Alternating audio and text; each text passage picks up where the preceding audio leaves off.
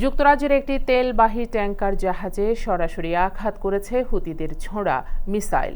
যুক্তরাজ্যের সমুদ্র নিরাপত্তা বিষয়ক সংস্থা আমব্রে লোহিত সাগরে একটি জাহাজের কাছে হামলা হওয়ার তথ্য জানিয়েছে। অপরদিকে এক টেলিভিশন ভাষণে হুথিদের সামরিক মুখপাত্র ইয়াহিয়া সারে জানিয়েছে, যুক্তরাজ্যের তেলবাহী ট্যাংকার আন্দ্রোমেদা স্টারে তাদের জাহাজ বিধ্বংসী ক্ষেপণাস্ত্র ব্যবহার করে সরাসরি আঘাত হানতে সমর্থ হয়েছে।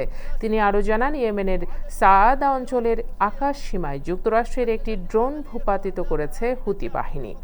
গাজায় ফিলিস্তিনিদের উপর ইসরায়েলি বাহিনীর প্রতিবাদে গত বছরের নভেম্বর থেকে লোহিত সাগরে চলাচল করা যুক্তরাজ্য ও ইসরায়েলি জাহাজে হামলা চালানো শুরু করে হুতি বিদ্রোহীরা।